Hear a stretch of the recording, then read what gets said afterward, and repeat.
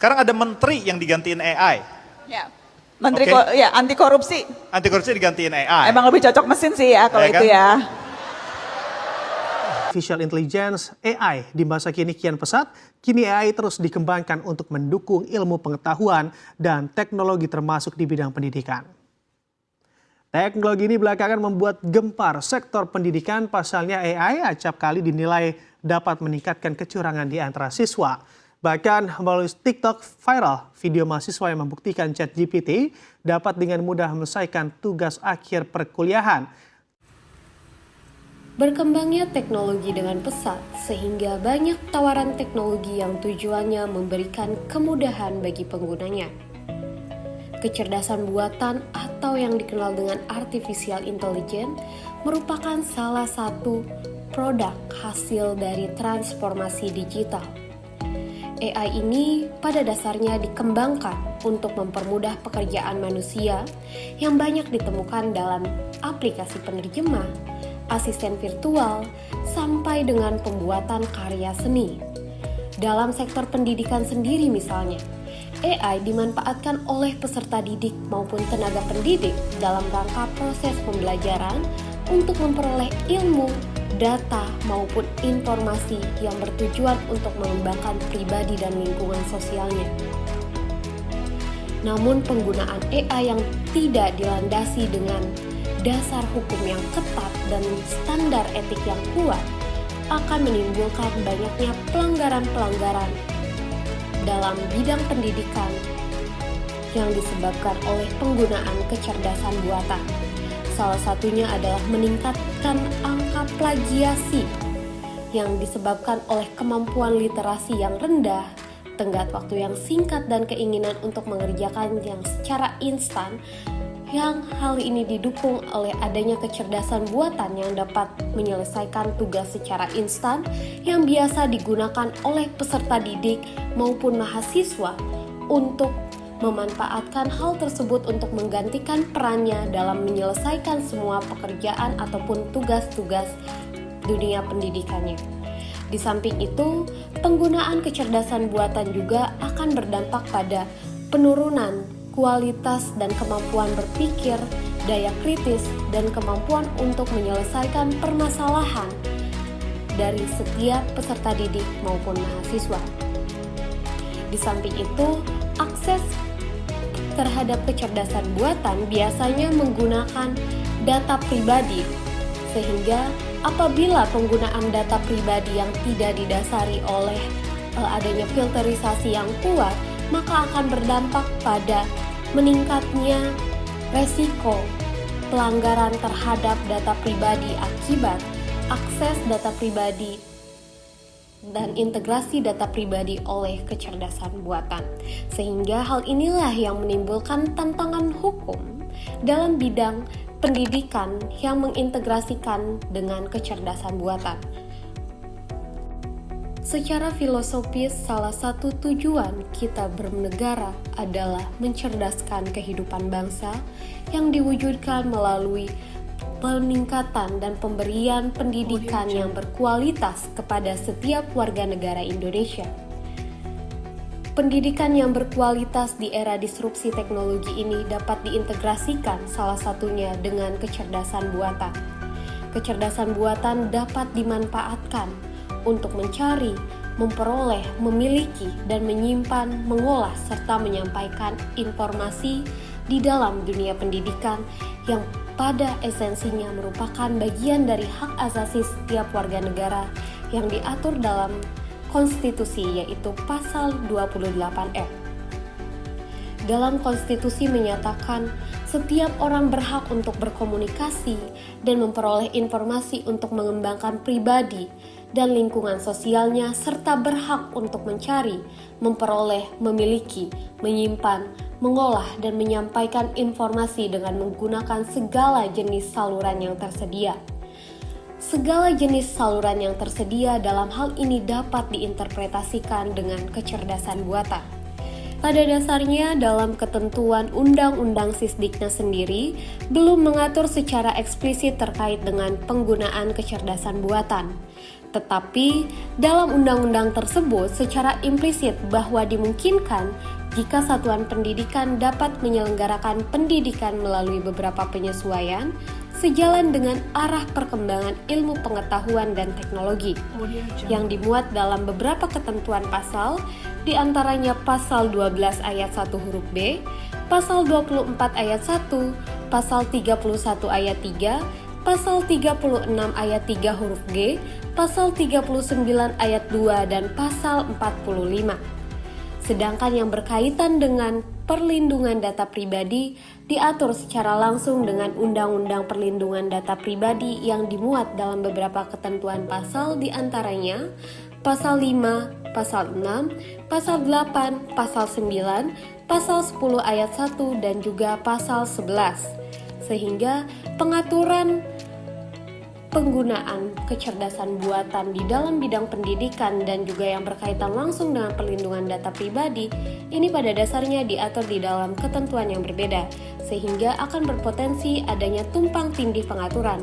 Oleh karena itu, diperlukan adanya suatu pembentukan kebijakan baru untuk menjawab suatu tantangan hukum dan untuk memberikan dan mencegah adanya kekosongan hukum.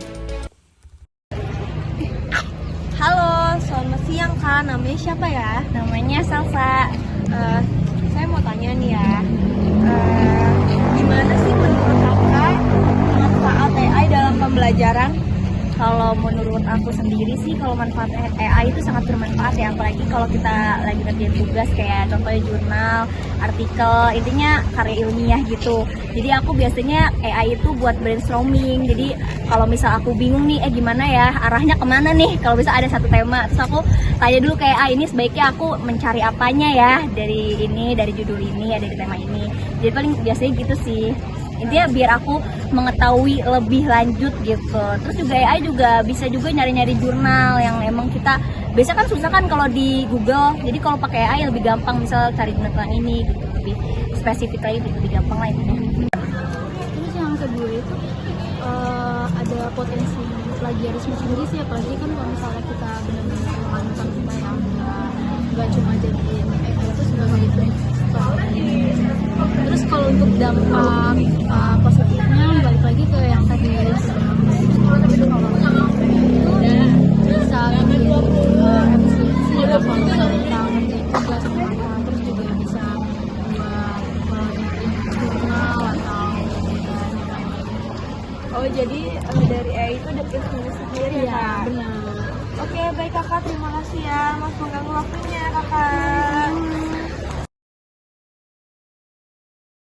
Dan juga ini sebagai evaluasi peserta didik, kemudian dan yang paling memudahkan adalah ini sebagai efisiensi administrasi ya. Kalau ini maka cukup menurut saya diatur dalam Undang-Undang Sisdiknas ya, sebagai bagian dari inovasi saja, paham ya? Saya melihatnya ini sebagian dari inovasi saja sebenarnya kalau melihat untuk pengaturan di dalam Undang-Undang Sisdiknasnya untuk inovasi teknologi pendidikan. Nah, hal ini apa? Untuk bertujuan agar arah pemanfaatan AI tetap sejalan dengan prinsip-prinsip pendidikan nasional. Misalkan pemerataan akses, kemudian peningkatan mutu, kemudian penguatan karakter. Nah, namun kalau misalkan kita berbicara tentang AI secara menyeluruh, AI secara keseluruhan menyeluruh, nah, melihat atau meliputi dari beberapa aspek nih, aspek etika, kemudian keamanan data, perlindungan privasi, kemudian dampak sosial. Maka saran saya diperlukan undang-undang tersendiri. Undang-undang khusus ini akan memberikan landasan hukum yang komprehensif untuk pengembangan, pemanfaatan, dan pengawasan AI dari berbagai sektor ya, termasuk pendidikan. Jadi kalau lihat idealnya Undang-Undang Sisdiknas ini mengatur secara normatif dan prinsipal ya, tentang pengembangan AI dan pendidikan. Nah, sementara Undang-Undang khusus AI ini diperlukan untuk apa? Untuk mengatur aspek teknis, kemudian etis dan hukum secara lebih mendalam lagi. Itu yang pertanyaan pertama ya. Jadi dua terpisahkan. Iya, baik Bapak. Yang kedua, apa sih pemanfaatan ya? Bolehkah mahasiswa? Sejauh mana Bapak pengaruh AI itu terhadap kualitas dan kemampuan daya pikir mahasiswa? Ada Iya. dua otak ya, dua otak manusia sama AI. AI. Kalau masih gambaran seperti itu teman-teman. Nah, kalau sejauh mana ya, kalau pengaruh AI ini terhadap kualitas dan kemampuan daya pikir mahasiswa, nah ini bersifat ganda, baik positif maupun negatif. Nah ini tergantung apa? Tergantung pada penggunaannya. Oke, tergantung pada penggunaannya. Misalkan kita melihat dari sisi positifnya, AI membantu mahasiswa mengakses informasi dengan cepat, ya, mempersonalisasi kemudian pembelajarannya, kemudian meningkatkan efisiensi belajar. Nah ini nggak ada masalah dengan melalui platform misalkan yang sangat adaptif dan analis data pada proses pembelajaran. Nah ini memperluas wawasan, kemudian mempercepat pemahaman konsep, dan melatih kemampuan. Nah menurut saya ini dimanfaatkan secara aktif dan reflektif. Tapi kalau kita melihat di sisi lain, teman-teman mahasiswa ya, bahwa ketergantungan terhadap AI ini akan justru dapat menurunkan kemampuan analisisnya. Kemampuan apa lagi? Kemampuan kreativitas terbatas. Kemudian kemandirian juga agak berpikir kemandiriannya juga kurang. Kemudian banyaknya mahasiswa cenderung menggunakan AI. Mungkin ya.